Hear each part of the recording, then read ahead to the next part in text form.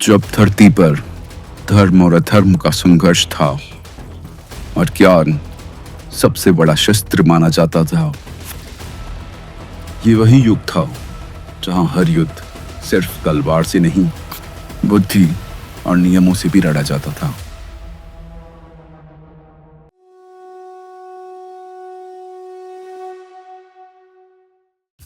लेकिन इस महाभारत का सबसे कठिन युद्ध कुरुक्षेत्र में नहीं, सैलरी स्लिप में लड़ा जाएगा।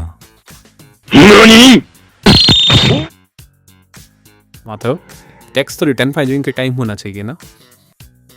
टैक्स हर जगह छुपा है पार्थ, जैसे आत्मा हर इंसान में होती है। इसका कोई सेंस है? नहीं पार्थ, पर मुझे बहुत लग रहा है।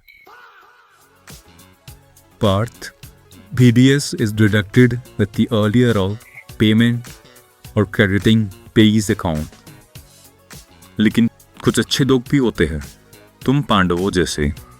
उनके केस में सिर्फ पेमेंट के टाइम ही TDS कटेगा, जैसे 192 और 192A सैलरी और PF, 194 dividend, 194B, BBB, BA which is winnings, 194BA insurance, LA is land acquisition, and N which is cash withdrawal. Parth, इसके लिए मैंने एक ट्रिक भी बनाई है। बदलाव तभी मिलेगा जब कैश विड्रॉ करोगे। हे कौनते, जब पैसा हाथ में होगा तभी तुम अपने ऊपर हुए अत्याचारों का बदला ले सकते हो। इसलिए याद रखना, बदला तभी मिलेगा जब तुम पैसा बैंक से विड्रॉ कर लोगे। लेकिन केशव, 192 और 194 कैसे याद रहेंगे? ये तो ट्रिक में आ ही नहीं रहे। अब ऐसे ही याद रख लो पार्थ। जरूरी तो नहीं है ना कि हर चीज की ट्रिक बन सके।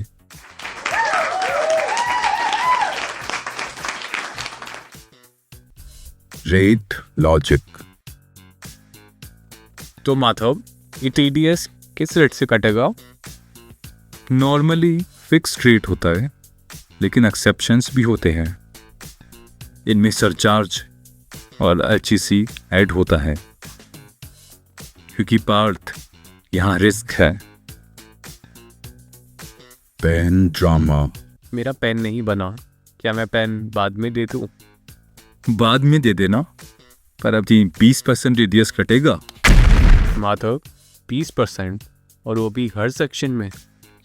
नहीं, 194Q में सिर्फ 5%। क्यों? ऐसे ही, ये तो विधि का विधान है।